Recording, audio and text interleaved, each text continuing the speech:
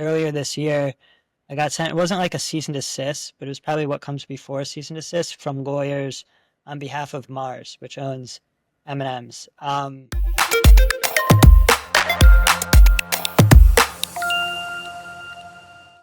Hey guys, how you doing today? This is John Klein with Brandwidth. We're here with Tyler from Points Chocolate. Tyler, how you doing today?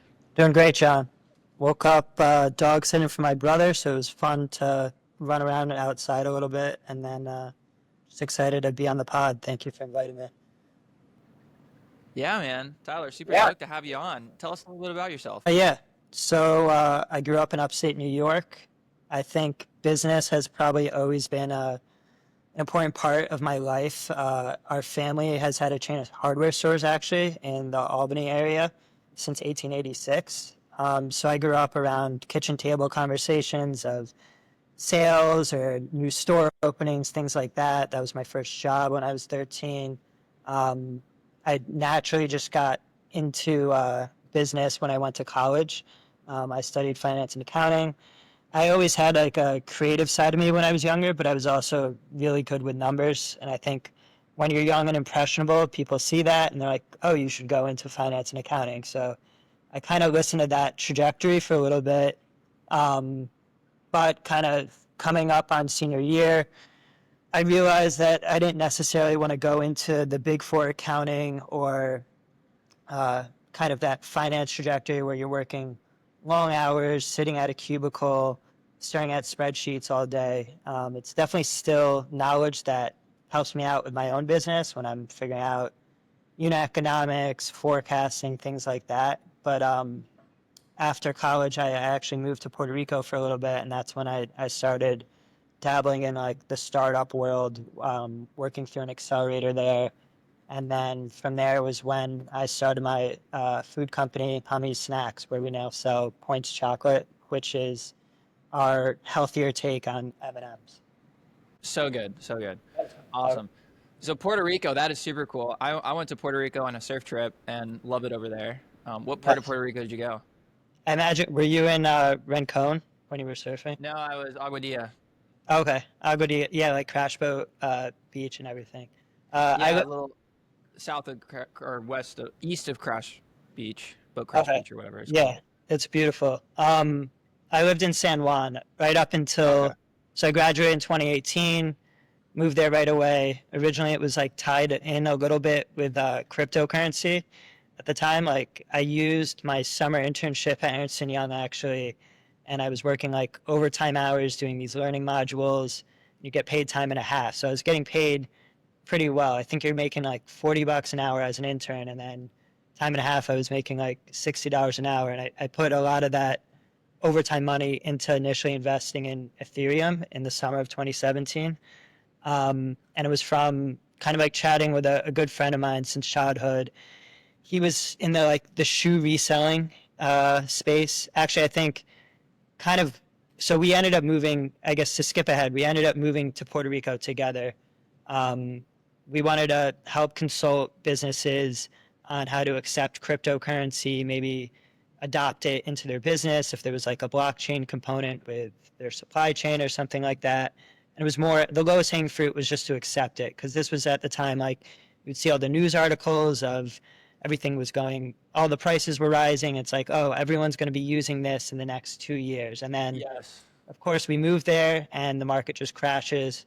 Um, we were able to still make a little bit and we stayed around in that world, dabbling in it for the next like 4 or 5 years. But then just realized we wanted to stay in Puerto Rico regardless. And so that's when I started working out of an accelerator program that's based in San Juan. And so I was working with like a renewable energy startup. It was like pre-market, but that kind of gave me the taste of the startup world, and I just really enjoyed it because it got to kind of stretch all the different parts of your brain. You do still use some of those kind of like numbers fundamentals that I went to school for, so I didn't feel like that was a complete waste. But then you have to think a little bit more creatively when it comes to the marketing and sales side, and then obviously working with people at the end of the day, because when you're a small company like that, every person matters. Yeah.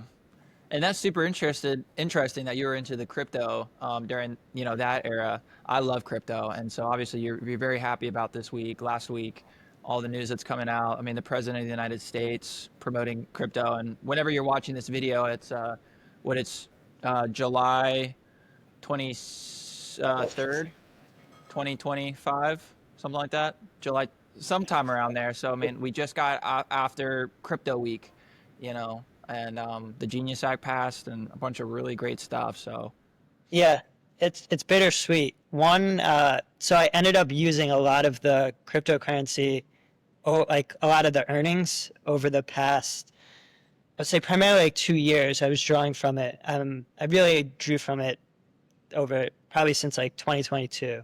But I drew a lot over the past 2 years. One was to pay off some credit card debt that I had starting this business. So I saw it as like investment in this business. And then another little chunk was I just became like an operating partner in our manufacturing facility where we pack our product. I'm now like helping them out with their business. But I needed a little bit of cash to invest in it so that I could actually become like a true partner. So it's exciting when you see the numbers go up, but I have to remind myself like not to get too um, down in the dumps with the fact that like I pulled out so much of right. cryptocurrency I had. It's more just motivation fuel. Like I got to make this shit work, and I got to make sure that my business is valued at more than what my cryptocurrency portfolio would be valued at, or at least an Yeah. equal. If it comes out equal, then I feel good because at least like I built something that provided Right. value. There is an element of like it's fun to trade coins, or I got into the NFTs and everything, and when everything's going up, you feel like a genius. It's probably translated too to like Facebook ads. When you're crushing Facebook ads or paid media, it feels like you know everything and everything you do works. But then as soon as things start not working or the market starts going down, um, you kind of realize that there's probably more of a medium. Like yes, you're knowledgeable, but there's still so much that you can always do to improve, and you have to scrap that much harder when things are going down. Oh yeah, definitely. And then you feel like, you're like, oh shit, I made the big mistakes. But tell me about when you were talking about companies about accepting crypto and doing different programs like that. How do you implement crypto into your business? Do you Um, accept it for purchases? yeah, we messed around with that for a little bit. I would say like right when I was starting my business, because I was kind of coming off of like a wave of what like cryptocurrency. It was like the transition when NFTs were first starting to become popular, and so I started dabbling in those. And there were a lot of companies actually that were like working with Shopify. One was a company called Novel. I think they're still around, and they actually pivoted to more of like subscription. Like they'll do you can get like an Apple Pass subscription card for your Shopify business, and then if you were hosting events or different things in person, or if you had retail locations, if someone shows that pass, they can maybe get special access. But originally, what that company was doing was like token gated Shopify websites. And so it was like an integration with Shopify where if someone they connect their MetaMask or whatever they're using to hold their NFTs, and depending on what they're holding, they get different access to your website. They could get different prices off. And so Oh, at the time, maybe we'll see how like the next decade plays out. Maybe this is something that'll eventually come back. Um, and maybe it was useful then that I dabbled in it. But like, yeah, we had a whole system going with that. I think the trouble that I had was it took a few months to implement it, and the crypto space moves so fast. By the time we had everything implemented and dialed in, the excitement around NFTs was just starting to cool off. So I didn't really capture any of that demand. We had like all the infrastructure set up, but it really didn't move the needle for the business at all. And then I hmm. do know of like they're nationwide in Whole Foods. It's a cool company called Leisure Project. Um, they're like a hydration beverage, and I met them through the just like the Web3 world. There was actually a community started by Jamie Schmidt. and her husband. They both started Schmidt's Naturals, the deodorant company. Mm. They're really into Web3 now. So they started like Oh this yeah. little community that a lot of people that were in like the consumer products space that were interested in Web3 also joined this community. So it was how I was able to meet some cool people with similar interests. But yeah, Leisure Project was one of them, and they caught it right at the end. Like I think they funded one like their initial production run that was like 50 or 60K by doing an NFT project for their drink. But um, Wow. yeah, short answer is it really hasn't helped much with the business, but I guess all the infrastructure is there. So if it starts becoming popular again, like I'll know how to move quickly and get us accepting and token gated and all that fun stuff. Yeah. Well, what do you think what happening with all these stable coins going on? Are you going to be one of the first ones to be able to accept, crypto payments online? Yeah, I think it's a lot of it is like product market fit too, which is what I was missing in the beginning. And maybe there is with some people who identify as cryptocurrency users or with a certain NFT tribe, like they'll just buy because you're accepting the coin that they love so much. But a lot of this time, I think I now think about it of like, what customers do I currently have and what's the demographic? And are they using And they're this type of probably not. technique? So is it worth your time and money to implement it? Exactly. Yeah. And we can get into that later. But I learned like when we started doing Shopify, uh, like building out the Shopify website more, and I started working with Joshua originally on running Facebook ads. We were doing some post-purchase surveys and just looking at the data a lot more, and we discovered that the customer demographic was not who I originally thought would be buying the product. It ended up being like a 55 and older, Really? primarily diabetic consumer who's buying our products right now. Yeah. And I'm assuming your original intent was you were trying to keep it young and hip and, Yeah, you can see that with like M&Ms. we've got the fun, wacky mascots and everything. Yeah. We had originally too, like I think there's kind of a through line here of like there's a lot of as time goes on, I want to anchor the company more in like foundational values that aren't just going to be trends. But in the beginning, like we highlighted that we're plant based and we highlighted that we're keto, and both of those ended up being big trends that aren't anywhere near like the size of like hype or market as they were back when we first launched. We still do have I have like an ASC keto campaign that spends a few $100 a day and does pretty well, but it's not the core of our customer base. And so, yeah, I think that's like another thing is that's why I recommend for most companies if you can launch Facebook ads, even if you don't get it to work like right away or not, just spending a grand or something and using it as like consumer research that you at least make some revenue on. People pay thousands and thousands of dollars when they're launching a product to learn about who their customer is, and they don't get anything back. I think Facebook ads is a great way to at least get something back there in the form of sales, and can also learn a lot more about who's Mm. buying and why they're buying. I love that. Because you're totally right. A lot of R&D is done um, before anybody launches a product, but you're saying just go ahead and spend a grand on some ads, find out who your demographic is, and then just optimize from there. Yeah. I mean, if You, you, depending on how much you want to jump the gun, like some people, they will, like I saw like Kettle and Fire, the bone broth company, they launched their brand basically without a product in production. They spun up like a landing page. oh, It was like a pretty janky landing page. I don't think it was that optimized, but they just started running ads to it. And the fact that people were buying off this landing page that they knew that they could improve so much more, um, it gave them like enough validation to go ahead and make the product. tell me about how you came up with the idea for the chocolate. Like, why did you want to do chocolate? Yeah. So it was a little bit serendipitous from the get go. The idea for the brand was always to be rooted in like nostalgia, snacks, candies, desserts that my family we enjoyed when we were younger, that other people enjoyed, and then creating a better, cleaner version of that that still kind of retains the either the fun marketing and then also like the fun form factor that we're used to.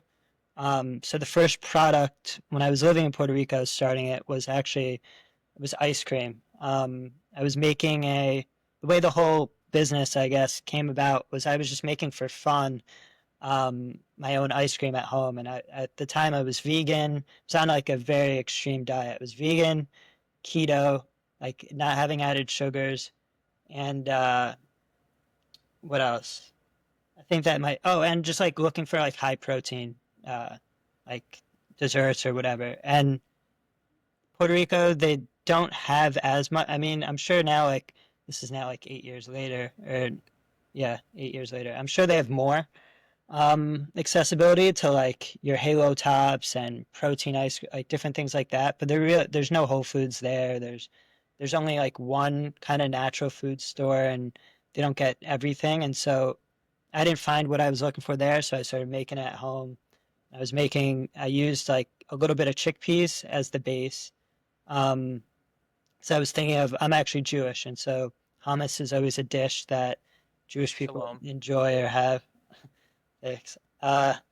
And dessert hummus is something that's like more on the outskirts of, I would say, the hummus category, but like people who've had a lot of hummus have had like chocolate hummus before. And so it started with that as the idea. That eventually there was people actually like in the Jewish community there that I had met were a little bit more of like mentors. They were like 10, 15 years older than myself and the friend who I'd moved there with.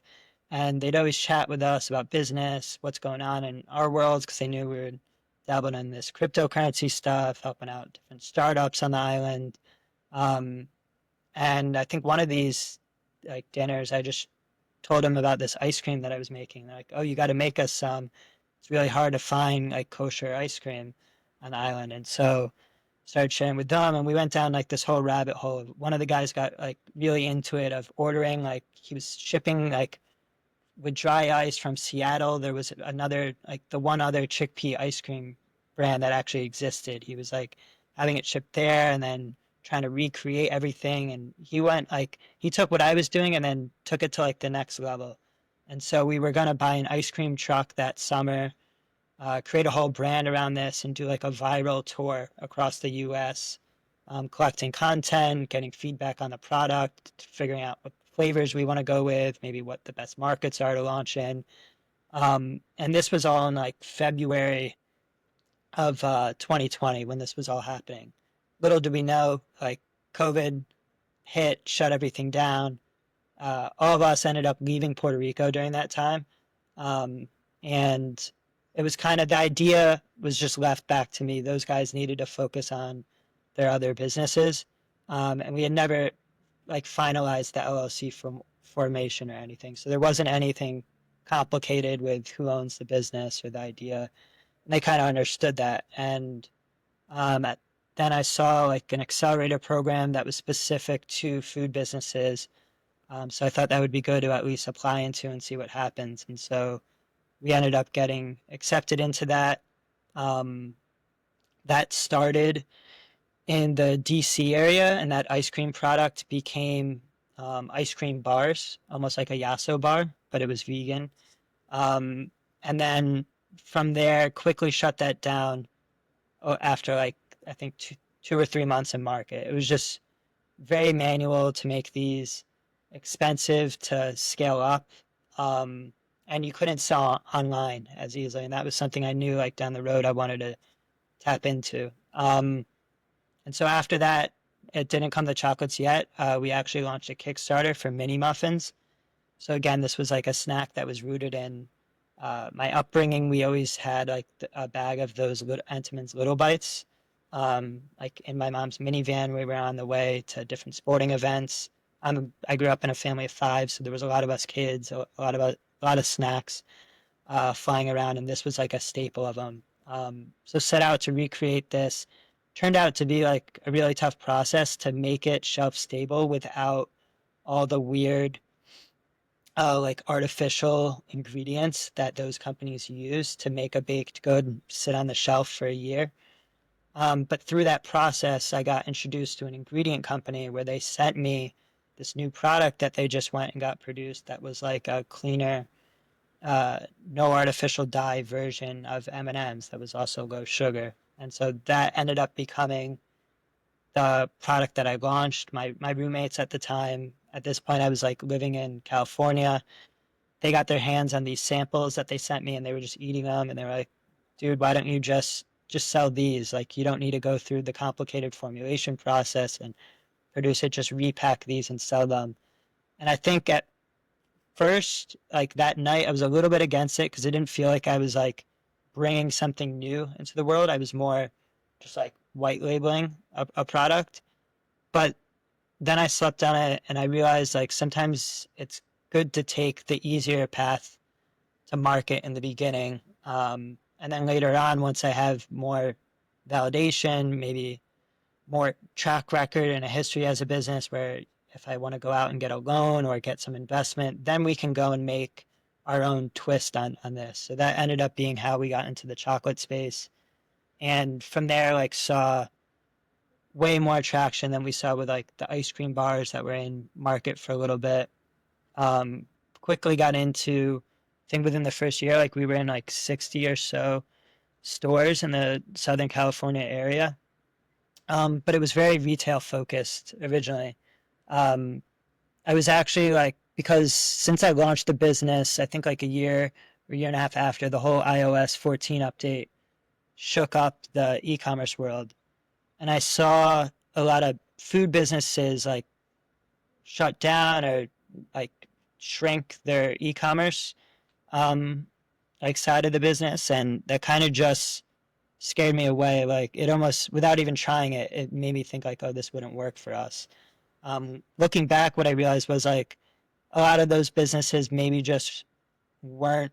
They were riding the wave that was coming off of COVID when like everyone was buying. They were forced to buy online, but they weren't necessarily products that are good online products. And what we discovered, um, probably like a year after, it was like a year or two after launching the product into retail, when we started running ads, is that this product actually ends up being a good product for our online. And I've like since helped like incubate or launch other products in other categories.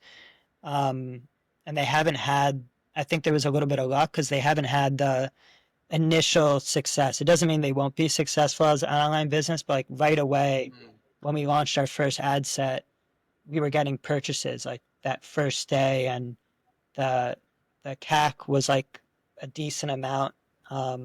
I think it was actually like that first month, and I don't know if Facebook does this sometimes to like get you on the hook so that you then start spending more, but it was like under $30, which now that would be like a gold standard. Granted, like we raised our AOV a ton over time. Um, but yeah, sorry, I jumped ahead a bit there, but that's like kind of what got us into the chocolate space. And then I think just what kept me focused on that right now instead of launching a million different snacks is like we started seeing something that worked in retail a little bit. It was like just good enough to keep going, but it wasn't super scalable. There was a lot of like grinding that was happening with me sampling in the stores or running promos where we were basically just like giving back all the profit that we got from that retail channel. And you have no clear visibility into like who's actually checking out. Like, yeah, you can see it when you're sampling, but that's only a sliver of the time. And I like the fact that online we were able to learn a lot more about our customers, what's the reason they're buying, and now it helps with new product development. Like we have a direct line to them to ask, should we launch this? Should we not? We can even test it out with a pre-order before doing so. Mm. Yeah, I think that's so interesting. There's a guy that I was talking to, Will, and he has a company called Uber Market. And what he does, because what you're talking about, it's hard to get data when you're in a retail store because all you know is how many units you sold, Yep. but you don't have any data off of like who's actually buying it. Because as you said, your demographics were like totally different than what you thought originally. Um, so like your marketing in like, and people do it all the time. You're marketing towards a certain demographic, but you're selling to retailers and you don't know who's actually buying, but you're like, oh, it's selling, so I must be after the right demographic or whatever. But anyway, so what he's doing is he's using AI for shopping, and what it does is it takes a device just the person's phone, and they scan the barcodes and whatever, and it just kind of helps them build carts. And what it does is it gives them deals. So when there's like a small brand, maybe like when you were starting out and couldn't like afford shelf space to like outbid like Coca-Cola or something like that. Yeah. You're on like the bottom left corner, so you don't get as much visibility. But what that app does is it allows like brands like yours to get visibility in the store, so they can, and then they find like where it is. But the most important thing that I was like, wow, this blows me away, is the data. So you know exactly like how old the person is, what types of products do they buy, are they health conscious, at what day do they buy, at what shelf level do they buy, are they willing to go up, are they willing to go down, like what aisles do they spend the most time on. Just like phenomenal data that, as you said, like in retail stores, you don't get that data at all. And that's the future right there. I'm like, wow, that is really smart. And he's getting into a lot of, like one day I think his goal is to get into something like a Walmart, the big, but right now he's doing like a small uh, produce markets, right? Okay. And I'm like, wow, just such a great idea. And I'm just thinking like for marketing level for the retail space, just the data alone, selling the data to companies to be able to better advertise to their customers is like such the future. So Yeah. um, It's called that just made me think of that. Uber Market. I'm gonna look it up after. Uba Market, yeah, it's like Uba, UBA Market, Okay. and he's in the UK, and Okay. he's super awesome. That's But cool. I'll look it up after. I could imagine too, like that app, because right now it's on someone's phone, right?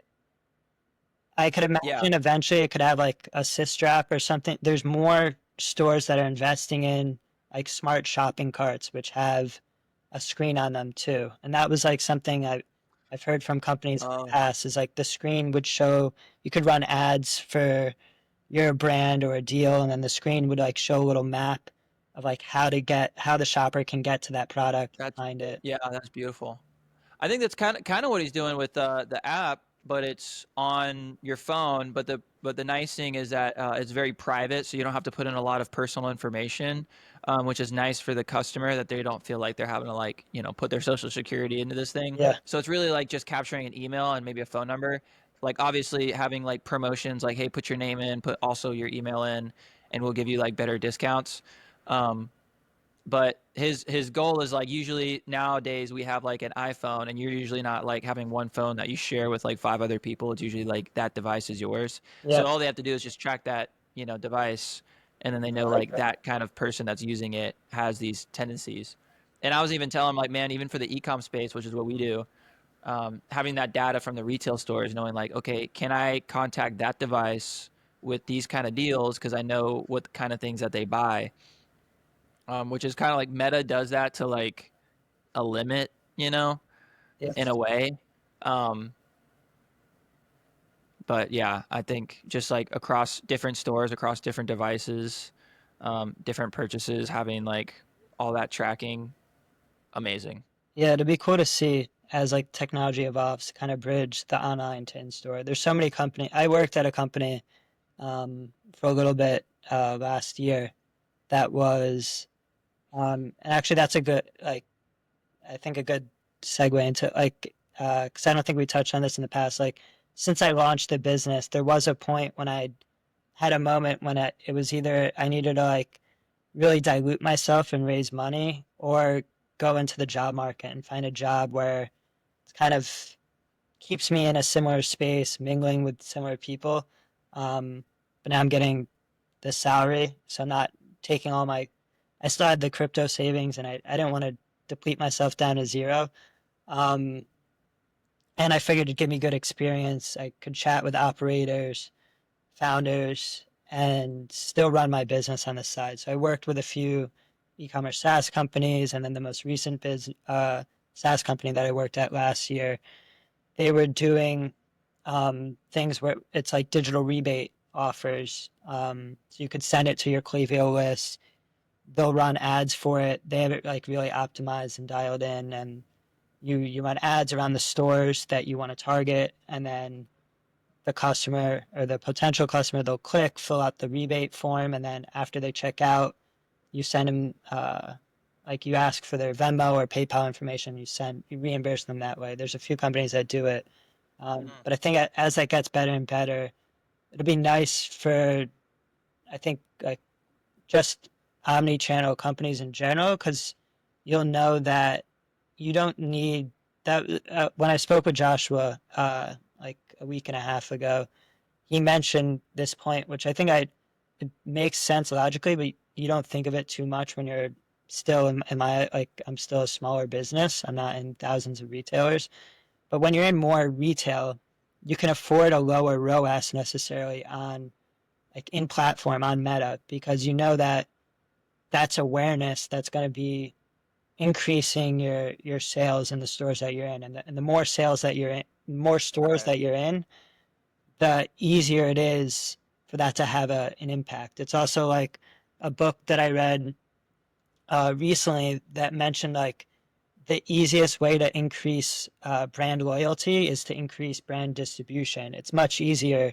to be loyal to your favorite popcorn brand or your favorite candy bar when they're in every place you stop in. Like you're not giving them an excuse to not buy, but in the beginning when you're smaller, there's way more friction. So those early customers that you're getting are probably they're pretty loyal to the fact that like they're going through the trouble every time of going to your website or clicking opening that email, clicking through and buying it, and they're not just seeing you in like the store that they go into every week, and they just it's one more thing to buy and check out, and it takes 2 seconds. So I try to Yeah. keep that in mind too, of like if we're seeing this right now, like in 5 years it'll it'll be better. I mean, I don't think we'll be able to keep up the efficiency, because when you're spending millions of dollars, usually it's less efficient. But the good news is like we won't need to be as efficient because we'll see lift in other channels. Yeah.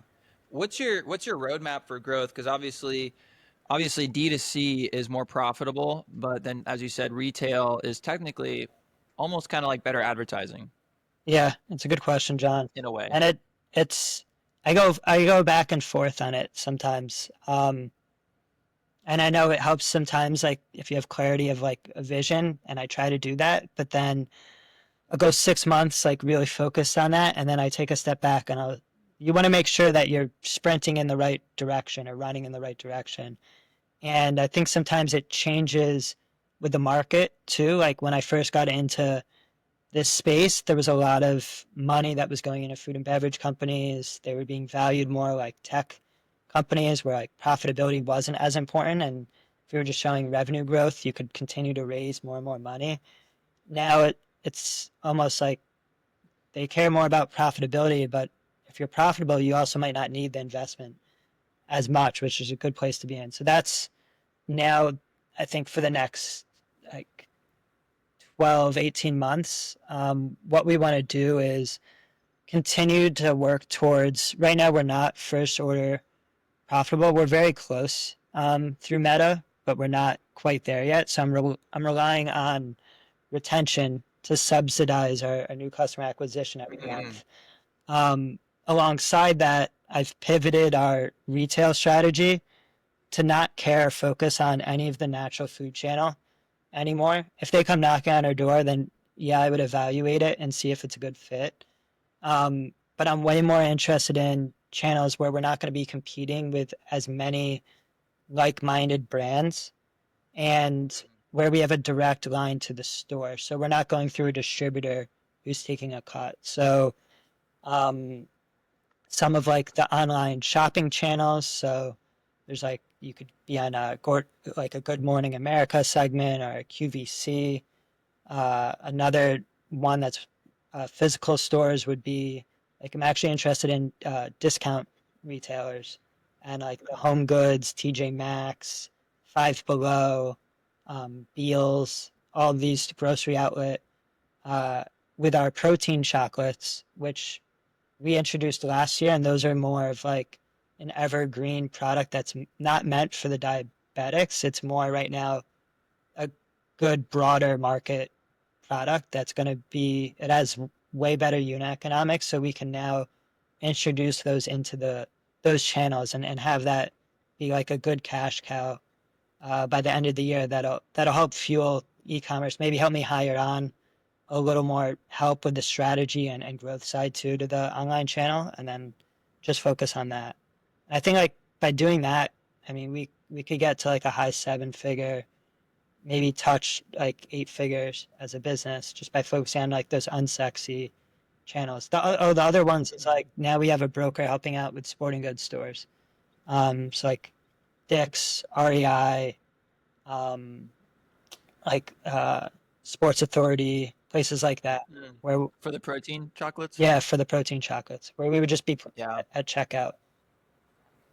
Yeah, that'd be really good. I like Home Goods and TJ Maxx, and I think it's so great because like you feel like you're getting a deal, but it's like really nice stuff, Yeah, and I think it's beautiful. it's I've talked with only a handful of brand. I've talked with a lot of brands that are in those stores, but so many of them, it's like it's a sign of failure. It's like you'll see like it's their weird SKUs that didn't work, like or their seasonal flavor that they have like a ton left, and that's why you'll see like Halloween themed things in March in those stores, like a pumpkin spice flavored candy bar in February or something like that. But then there's a few brands that I talk with. One's they were on Shark Tank, a company called Jackson's Chips. They make like delicious sweet potato chips. And you'll see them in the Mm. checkout of a ton of TJ Maxx and Home Goods. And because I think one, like they have great unit economics. I didn't get to ask this to them, but I also wonder like sometimes brands are smart about it and you want to take it seriously as a channel, you can develop a new product that fits better with that channel. If you're like, I wouldn't be launching in there with our smaller single packs because we wouldn't be able to give enough value that they're looking for because normally they're looking for like 50% off. But if we do a larger 4 ounce bag, which we've now designed and we have some like a few hundred sample bags that we're sending to these buyers and we're about to place like a larger order, that works great. So we almost like reverse engineered what kind of products needed for that channel so that we're not going in there and losing money. Mm. That's That's right. really interesting. Yeah. What is your goal for the next 5 years? Next 5 years, I would actually, and I don't know if I would have said this 5 years because it's already been, it's crazy to think about it. It's been 5 years since I started the business. I see it as like the first 2.5 years was like pivoting with so many other products. We really didn't launch the chocolates until like 2.5 years ago. Um, and then the first year of that was retail. Second chapter is now D2C. And now there's more of like what we were just discussing with getting back into retail, but doing it in a smarter way. Um, I would like by the end of the next 5 years to be a little bit removed from the business. I think that would be like a sign of success if I'm able to bring in people that are way smarter than me, have gone through the similar steps of like we're approaching like our first million in annual revenue run rate. So people have taken businesses from a few $1 million to approaching eight figures. Maybe they're more in the driver's seat, and I'm kind of like more of a visionary. I love working on the marketing and talking with customers, figuring out what new products we develop, working with food scientists and the manufacturers. Um, but I think to have people who are like leading our retail sales strategy, someone who's helping to grow the e-commerce side of things, and those don't need to be large teams these days. Like I know of companies that have like one key salesperson, and if you get instead of maybe it's you're not in all these different retailers, but like if you're in Walmart and Costco, that's all you need, and you don't need a huge sales Mm. team to manage those relationships. And you can outsource like people who are doing merchandising and things like that. Um, yeah, I think that's where I'd like us to be in the next 5 years, and then see potentially about like maybe launching in another category. Those are like the shiny objects that I think about sometimes and I take notes on, and I do love like recreating anything in a fun new way. One that I really haven't seen that would keep us in the confectionery space, but um, get outside of chocolate a little bit is there hasn't been like a better for you Skittle that's made, and that's like a top five by sales volume, a top five candy in the U.S. And I haven't seen one that's made with like you could do like a chewy natural fruit center. Now maybe there's reasons why this hasn't happened, but that would be like one that in the next 5 years I'd be hyped if we could end up launching I something think like that. there's one that my wife gets. It's like Unreal or something. Oh, maybe not, but it's at Sprouts. They make Skittles, or you're saying the chocolate? Yeah, It might Skittles. be Yum Yums. It's what's or Giggles. It's Yes, called Giggles, actually. yes, Yeah, yes. You're it's right. like a vegan. Their thing is they're vegan, but if you look at it, it still uses like a lot of added sugars and things like that. Mm. So it shows like there's definitely. I think they're the only one. It's better. Yeah, and I think they're really. At least it's not red dye 40, right? Yeah, and I think they're like the only one. So there's definitely room for two. I'm Oh, sure that that company is doing pretty well by being the only one, especially now with like the huge movement of everyone looking for things that don't have artificial dyes and the fact that they're soon going to be banned. yeah, yeah, and yeah, they're the only ones, and they taste just like Skittles. So, I mean, being that that's a blue ocean right there, and it really is such a blue ocean because with all these health bans that are coming in, and people a little more have a little more knowledge about health and wellness. Um, Companies are going to have to shift. I feel like so drastically, like at a moment coming up here when a lot of like different laws come out, even saying like, hey, we're this is a law coming out, but like we're banning red dye 40, but it's not going to happen until next year at this time. So like you have time to do it. But even then, like the public's going to know about that law. So immediately they're going to be like, oh, we're not buying red dye 40 because we know it's bad or whatever, maybe. Yeah. Um, I'm very curious to see. I don't know. I really don't know, but I'm very curious to see how the market reacts to um, the government's decisions on food banning and regulations and stuff like that. I'm very, very curious. Um, I'm very curious just for the future in general. I think just like the market with crypto, everything that's happening now, that we're kind of just slowly but surely. It's not an if, but it's a when. I know for sure in 100 years we're not going to have dollar bills that everybody's handing to each other. It's going to be some kind of digital thing. So it's not a if, it's a when, but it's happening pretty quick. There's a lot of moving parts. So, and you sound like you've been through the fire and you're like, okay, how do we go the best way? So, I know you'll come out on top Thanks. for I that. think, yeah. And that's the exciting thing too about just that's why I've been more gravitating towards the e-commerce world than like the food and beverage world. Like I almost identify more as an e-commerce founder now or e-commerce business because I think, and granted, you'll find some people in food and beverage who do this, but I think in e-commerce you have so many of us who are, yeah, like always looking for the forefront of not only technology that's going to help us with our businesses, but just interested in new technology, and we're always trying to stay ahead, whether it's with like using AI or things like that. And so it kind of gives me comfort that like who knows in 10 years if I'm still involved with this business, but I feel like through the people that you meet and kind of the Oh yeah. information that's shared, like as long as you stick with this kind of space, and then also there's always super young kids like 16-year-olds, 17-year-olds, 18-year-olds, and I love like being at a dinner and hearing from them like what are they looking at, and as long as like everyone stays curious, like everyone in this space is going to move along as the trends change. We're never going to be, at least hopefully, like the dinosaurs that are left behind and like holding on to whatever got us started in the beginning. Oh, 100%.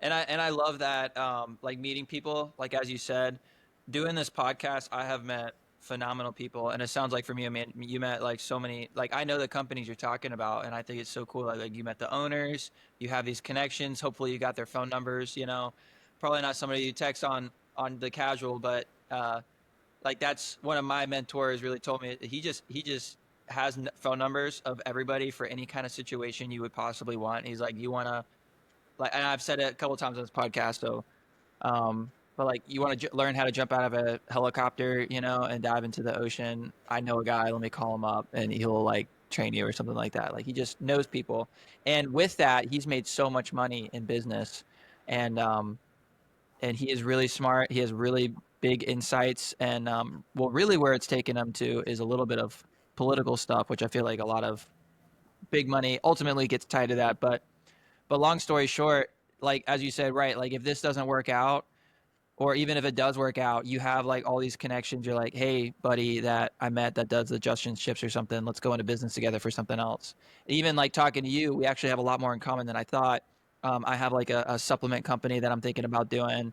I was already talking to Sebastian. I was like, oh, this would be a great place to manufacture. And then it's actually, supplement food products. I have some questions to you about like, um, how on because like marketing, that's where I'm at, but on the like the legal side of like how not to get sued for bad packaging, like keep Yeah, away from children, or all that different stuff that it needs to be like careful. yeah.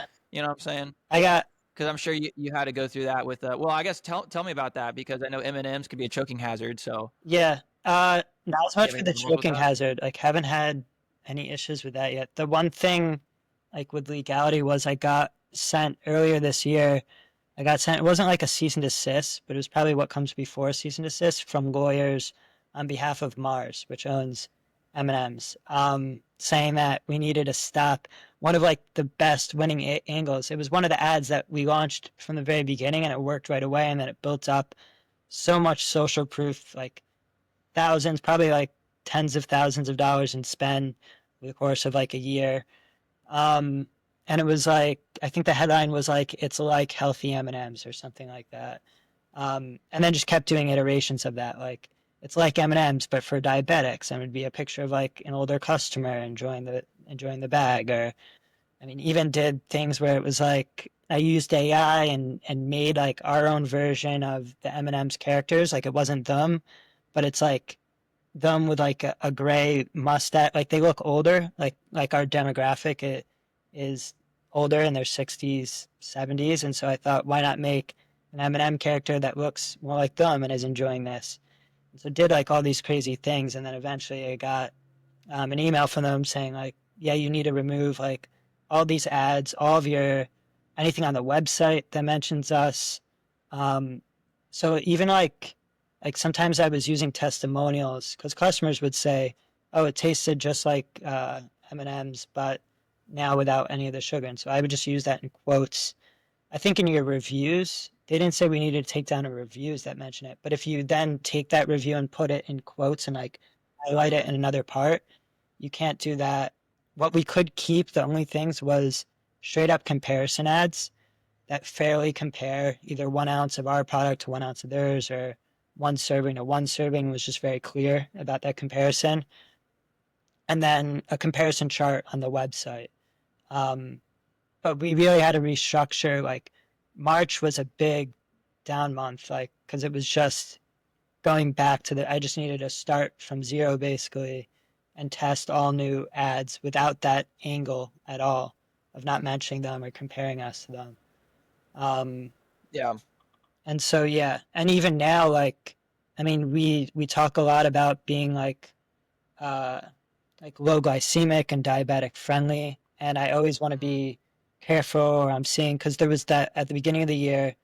Uh, that whole change with Meta, and if you're categorized in a certain way as a like a health company, a health and wellness company, then from and maybe you know more of this. I think from my understanding, like you lose some visibility on like what Meta can and can't track about that customer, and so then you you basically have to restructure your whole account. So I'm always a little bit hesitant, like before I click publish on an ad of like, is this going to get us in trouble?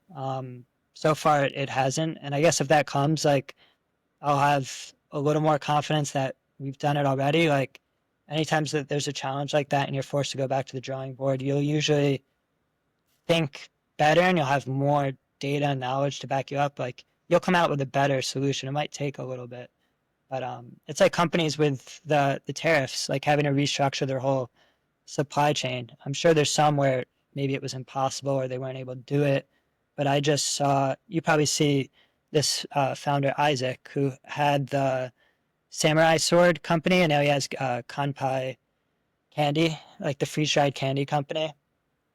Mhm. Yeah, yeah. He brought his whole manufacturing down to Mexico, actually, and like he just got started with that new factory, but it was as a result of the tariffs. But now he said like they're in a much better place. Now, hopefully, like there's not. I would feel awful for him if there was tariffs that came on Mexico in the next 3 years, but for now, it put him in a better spot. Yeah, yeah, we'll see. That's interesting. But I know I have to ask for a shout out because I know you worked closely with Josh and with us. And any good words? I know this is a little separate than the podcast. Podcast is not our digital marketing company, but Yeah, we've worked with you. yeah.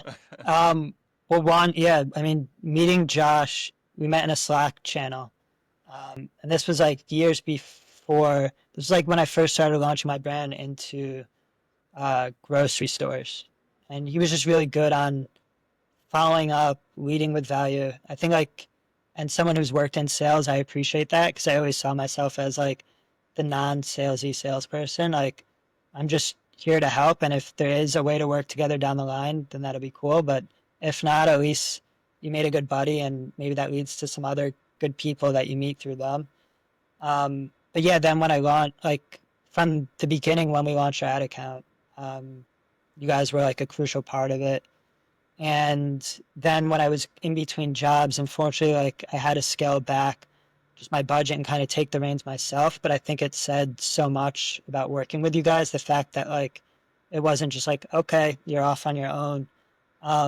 It was really like going through the ad account before it was basically under my control and being like, okay, this is what you want to be careful of. This is why we set this up a certain way. Um, and like just being available if I had any questions in the future. I think that's it's rare to come by. Like the e-commerce space is great, but there's also a lot of snake oil salesmen out there, which ruin it for the good operators and agency owners. And so a lot of founders, I think, have their guard up a little bit. But when So someone is helpful, every person we've talked to is, I mean, I've been hurt by digital marketing companies in my other businesses. So like every person that I've talked to has yeah, snake oil story. yeah, it's tough. And I like anyone who doesn't like. I know you guys do like no hard promises. Like you guys will do everything you can and implement all the tactics and strategies that you know. But like especially if it's a newer brand launching, I appreciate when it doesn't come with that guarantee that gives like false hope for the founder. It might be easier to Yeah. get that sale in the beginning for you guys, but it sets the expectations up where it's just for failure down the road. Oh, well, let's talk about some education, and I appreciate the kind words. Thank you. And we love working with you, and you have literally brought us so many good connections. So that's what it's about Yeah. too. It's like just connections and knowing people, and I love it. So let's talk about education. You mentioned reading books. I love books. I love podcasts, YouTube videos. Tell me about how you educate yourself. Any books you would suggest? Yeah. Um, usually, like if I hear a book on a podcast and it sounds like something I'm interested in, I'll go and order it that day on Amazon. Um, I would say, well, one to do podcasts. Like I have like a rotation of, I mean, I listen to like the D2C podcasts, Limited Supply, Chew on This, Brandwidth now. Um, and I'm trying to get better. Like the first three that I named, those are like some of the bigger e-commerce podcasts. But then I also have a whole range of like, there's one called Underdog Ecom, and I'm part of their Slack channel. It's like all scrappy operators, and I try to get a mix of not just the flashy, huge podcasts, because sometimes they're talking about nine-figure strategies that just aren't applicable.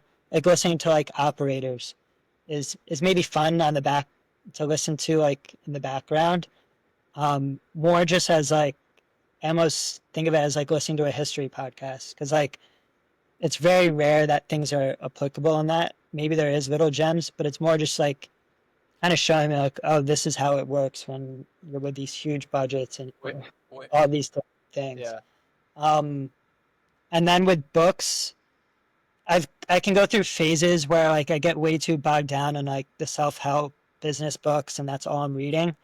I think now I try to balance that where like I'll have one of those books that I'm reading and then one that's still like more creative. Maybe it's like fiction or something like that. Like um, whether it's, I'm trying to think of like a recent example. Um, oh, what's the guy's name? I read a book recently. It's the guy who wrote Jurassic Park, and he also wrote Westworld, which were both like turned into media, um, like franchises. But he passed away, and then he partnered up, or his wife got connected with James Patterson, who's known for writing like all those, I think, spy books, or he's always, I feel like, a New York Times bestseller. And James Patterson helped finish this guy's book, and it was a really cool book. And it was kind of like grounded in. It had a factual element to it. It was about like a volcano eruption in Hawaii. But I think it's just good to mix that in there to give like your brain a break from thinking just about business and your company and things like that. And sometimes when you give space, whether it's through reading a fiction book or I don't know, going for a walk with your girlfriend or whatever it might be, sometimes too that's when like indirectly the best ideas just pop into your brain is when you're not fixating on things as much. Yeah. No, I love that. I love that. Well, Tyler, I know you got a hard stop here, and I really appreciate your time. Tell us how we can get connected with you. Give me some plugs. Yeah, LinkedIn is like my favorite, I would say, social media channel. I think I'm more popular there than I had been growing up. I was like a late adopter to Facebook and Instagram. I didn't have that until like, Instagram until college. Um, but yeah, LinkedIn works. And then on Twitter, I should really know what my Twitter handle is. I'm more of like a lurker on Twitter though. Like I just go there. That's all right. I'll put it in the description, so just text me Yeah, and I'll text you um, it. Maybe eventually I start sharing more content on Twitter, but I would say LinkedIn is the main spot. Here it's Tyler underscore Phillips 7 is my Twitter handle. And then you can I go like to the it. company website to check us out at hummii.com. And that's the parent company to Points Chocolates. And I guess if you are going to place a purchase before that, hit me up and I'll make sure you get like a great family and friends discount for anyone listening who wants to try these out. Yeah, that sounds awesome. So follow Tyler on LinkedIn, DM him, let him know you want some chocolates, and get connected. That's what's important about this. Any questions? Um, Tyler has been through all the fire, and he is killing it. So ask him any questions if you're an entrepreneur that's looking to get to his level and beyond. And great connections. Tyler, such a pleasure. This is John Klein with Brandwidth. If you guys enjoy this content, please subscribe. Please leave a like. Please comment. I really appreciate it. It helps us out a lot. And I hope you guys find value in this. Have a good one.